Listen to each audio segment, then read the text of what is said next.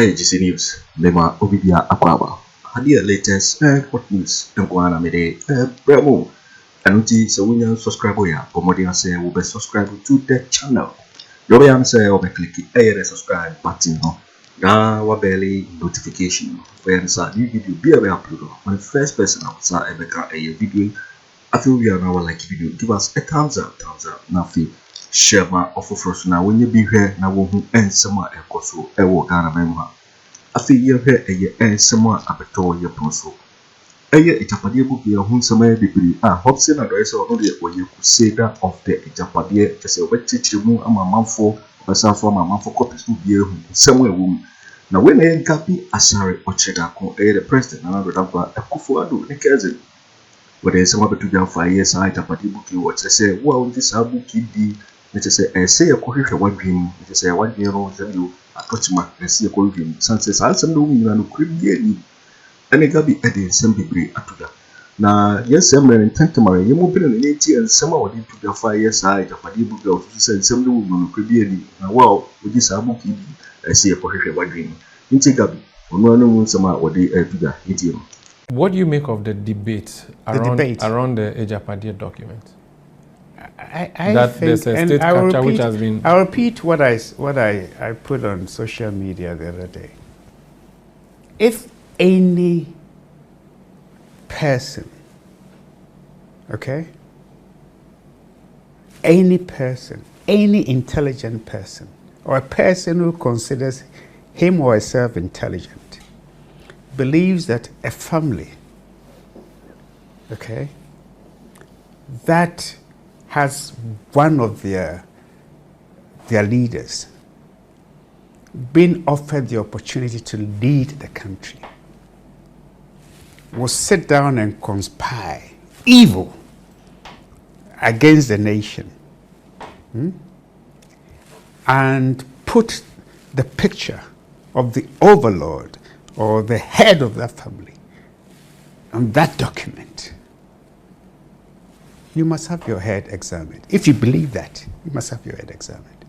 And then when I hear people, and I don't want to mention names, but you see, when I hear people try to say that things in the book are happening. Are playing out. Like a movie. Let me explain to you.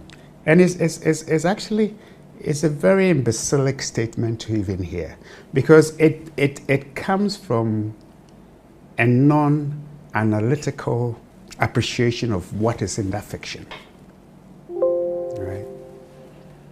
In 2016, if you remember, when Akufo-Addo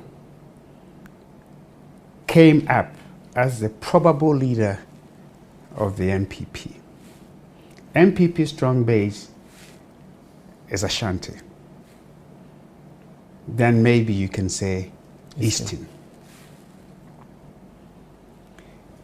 There have been deliberate attempts right from the onset to create a fiction, knowing that there's some history.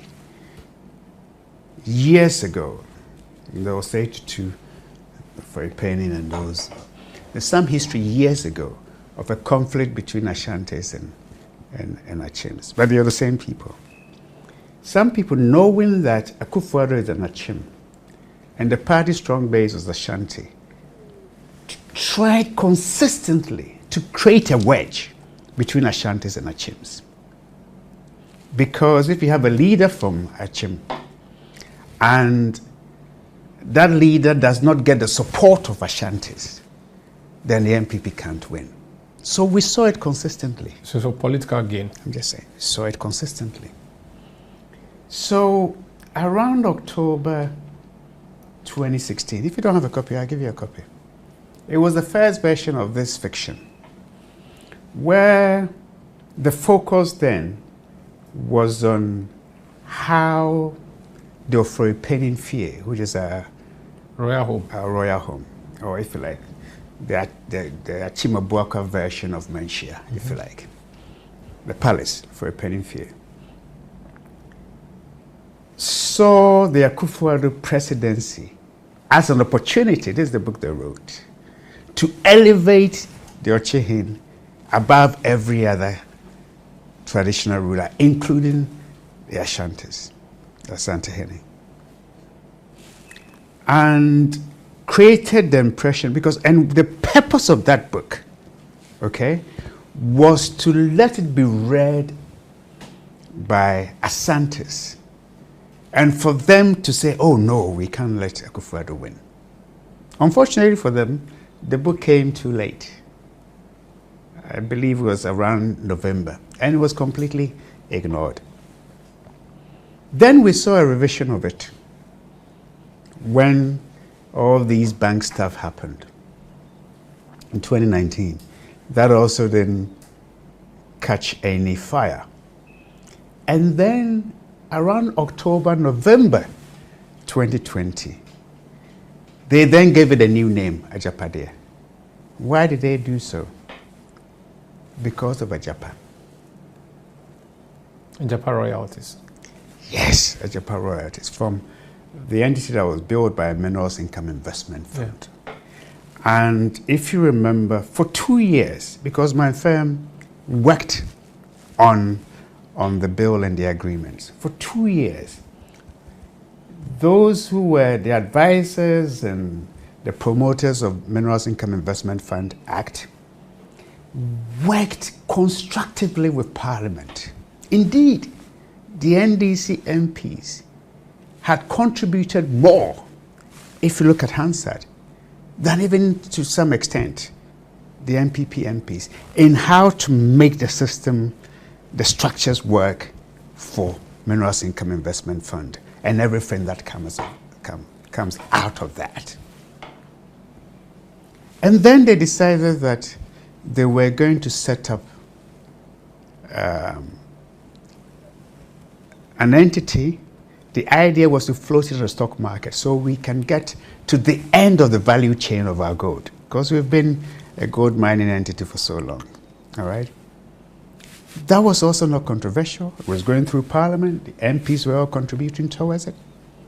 And then we had John Mahama, I think it was in Volta region, because at that time they said they can raise about 750 million or $1 billion from floating the stock, the Agyapa shares, Agyapa royalty shares on the London stock market and subsequently on the Ghanaian Stock Exchange.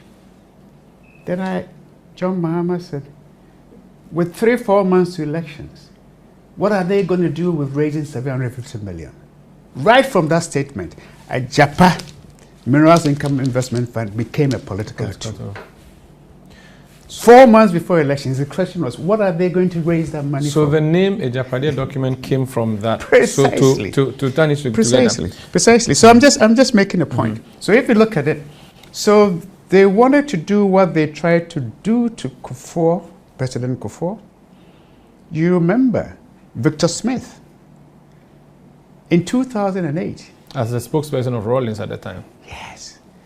Said Kufuor had gone to sell Ghana for about $5 billion to the Kuwaitis, and that we sold all our oil blocks and our gold reserves. And I believe it was Backbin, who was then a minority leader, went on Joy Radio, Joy FM, to say that he believes, he's also just come from England or somewhere, and he believes the story is true. This is the propaganda. And it was at the same time that they had printed photocopies of about 20 or 16 people, President Kufuor's appointees. Akufo-Addo, Kufuor, Kwabena Agyapong, all manner of people. And the amount of money that they're supposed to have in one single bank, Prudential Bank. When you put it together, it was more than Ghana's gross domestic product. Our total size of the economy was smaller than what they said these people had in their accounts. And you know what happened? People went to Prudential Bank to take their money out because they were afraid. They almost collapsed that bank, but they use it for politics. It has been the modus operandi when you come to elections for people to throw out this sort of thing. Now you're telling me things in the book are playing out. The book talks about ABSA. So look at when the book was done. It talks about ABSA. Barclays becoming ABSA. ABSA. Talks about Yawasaf of Mafo's son. Barclays became ABSA in February 2020. I'm trying to get you to understand. It talks about asase being created to how we are going to rival. Asase came into being June 2020. Okay? It wasn't saying we're going to create asase. It's saying that asase has been created. And because of that, all the NDC radio stations whose licenses have been revoked, those frequencies were going to be given to MPP people. Has that happened? I mean, why do we want to behave as if 99% of the things that they said will happen have not happened? If one or two happen because a deputy director or director general of SNET is now the director of SNET, does that mean there was a grand scheme? I mean, really, I think you know, we need to be serious as a country. We really need to be serious. Somebody sits down and writes a fiction. You would not take your time to analyze all the lies in there that never happened. They take events and give a twist to an event and blames, because when you look at the book, even when they mention John Mahama in the book, they mention Airbus. And in their attempt to make John Mahama look good, they said, well, even though we don't have enough to indict John Mahama, we will still prosecute him. It's in the book. Why did they think they have to write that we don't have enough to indict John Mahama? So even when you see the book, they will tell you that those who are prosecuting Mahama, they themselves know they don't have enough. It was important for them to make him look good. Let me take in the book. However, your cousin is a president, Nana Adodan Akufo-Addo. He's in his last year. Talking to him, what is his feeling like? What's his mood like? Does he feel he has fulfilled the things he came into office to do? He came with a lot of hope for the nation. You talk to him. Does he feel he has delivered what he really wanted to do? I think if you consider the challenges of leadership, the challenges of managing an economy such as ours, and those challenges being compounded by the global challenges that faced him, I think I won't even talk about Akufo-Addo, I think when Ghanaians sit back and analyze his period after he's gone, they will appreciate the Akufo-Addo presidency. You see, when you are in there, you can't really see it that much. But you know, let me try and take a few sectors. Health. I can say boldly, based on numbers, that in the Fourth Republic, no government has been able to do the kind of things that we have witnessed under an Akufo-Addo presidency. And it's on 3-4 fronts within the health sector alone. Health? Yes, health. Okay. In terms of facilities. Physical infrastructure? Yes. In terms of that amazing thing that Kufuor built, the National Health Insurance Scheme, where he has taken it. In terms of personnel, over the last 7 to 8 years, over 202,000 people have been employed in the health sector. We have nurses who have not been posted, haven't finished school for years. I'm making a point. In 2014, 2 years after we discovered oil, we had junior doctors, over 95 of them. They were not paid for a whole year. And when eventually they paid them in 2015, they paid them for 1 month. This was a couple of years after we discovered oil. All right? Look at how many doctors have been employed over the last few years. I believe about 22,000. Okay? Nurses, about 165,000 or so. Okay, so my point is that the expansion that we've seen in the health sector, in terms of access to health, in terms of personnel, in terms of even remuneration, look at education. Before you go to education, so you say physical infrastructure and health. Yeah. What are you pointing to? Oh, there are so many polytechnics that have been built. Polytechnics? Polyclinics? Polyclinics. The Labadi one is still on the ground. Yes, you can look at the Labadi one. But even then... So which one is up? you want me to give you a whole list? No, I wish you could mention one or two, because you see, he promised Agenda 111. I'm happy to. And none of them is admitted a single patient yet. So I'm not really sure which of the physical infrastructure I point to as health sector being. Okay, you are talking about Agenda 111. Now, when you look at it, I don't think that even in the history of the world, you would have seen such an ambitious project ever been done. Almost 90 of them are at 65% completion. 111 hospitals. And why did he settle on Agenda 111? Because he realized during COVID that there are districts in this country, they didn't have access to health. Okay, so I mean, I can mention. But going with the ambitious 111, that's like biting more than you can chew. That's they have constructed and equipped 10 polyclinics in the central region. Jumaku Bisiasi, you asked me to mention a few. Yes.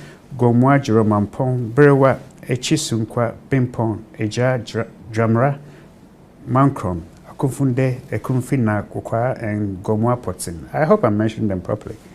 So 5 polyclinics. What's the phrase? No, that they have 5 polyclinics have been constructed and completed in Accra, Ogbojo, Adenton. Ogbojo. You have to teach you how to pronounce cities and villages in Ogbojo. Ashaiman Polyclinic? Botiano. No, go and check. Okay, I will. Okay. Oduman and Síck. These were commissioned for use in May 2019, enhancing healthcare access in the Greater Accra region. I can give you a whole list. I just didn't want to get into the details of it. I just want to. No, I'm happy you have mentioned. I can continue. Yeah. I can continue. It's something we can test. I'm happy you've listed it. So, I mean, sitting here, I'm not going to be challenging you because I don't have a contrary fact. However, we can check it. And the viewers would also see if they live. Okay. You said you're going to education. Free SHS, big one. Yes. Okay. About over with 5? A lot of problems. Oh, of course. Where people are even wondering, should we have even chosen it? Okay, so you can talk about the problems, but let me mention just 2-3 things. You have over 5 million children gaining access to education where otherwise most of them would not have. Think of that. You talk about a lot of problems. First of all, even the results show that they are doing better than what they did previously. So when you talk about education, it's about access and quality. And the quality is informed by the results at the end of the year. So if more children are gaining access to education and the results show that the quality of education has not fallen, what other problems matter? Okay. And there are more teachers than they had before. Okay. And the teachers are not complaining that they've not been paid their salaries.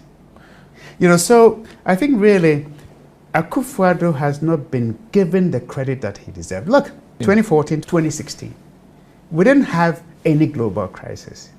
Yet we had queues at our filling stations if you want petrol. Do you remember that? I do, except that the price then is way less than what we have now. Even yesterday, this morning, I hear petrol prices have gone down. And the prices then are determined by the market. Okay? I can tell you that in 2015, 2016, go and ask Ghanaian barbers, go and ask seamstresses, hairdressers, coastal operators, hoteliers. Hotels were refusing to accept people because they could not afford to turn the lights on or their generators. Okay? People were working and using most of their salaries to pay electricity bill, to keep the generator on. All these things happened, even though there were no global crisis. Sometimes I sit down and I ask myself, the crisis that the world went through, that Ghana suffered badly under, and Ghanaians suffered under. What if you didn't have Akufo-Addo and you had somebody else? It would have been better. Could have been better. So what you do, you compare. You compare what happened maybe in 2014, 2015, where we were forced to go to an IMF bailout when we didn't have a global crisis. Compare that. 2-3 years, we added the income from oil. And 3 years after, we were going to an IMF for a bailout when there were no global crisis. So if you want to compare, then maybe you are talking about a leader that we are yet to see. Not the one we've already that we have experienced. But practically speaking, yes, when people are looking at the tangibles on the ground, forget all the big numbers. When they go to the fuel station, that is one thing that is a bother. When they go to the Forex Bureau, for those who want to import goods and need a dollar, it's a big issue. You promise that you'll fix it. Your party, the party that I support. Your party promised to fix it. Okay. You have not fixed it. What you have done is a far cry from what you promised. You know, I don't. You see, the easiest thing to do. You know, I love opposition politics. It's you can just pick what you want to criticize and criticize. Look, I do not think Bawumia or Akufo-Addo will sit and say that they are happy with what is going on. Okay? And I spend a lot of time in England.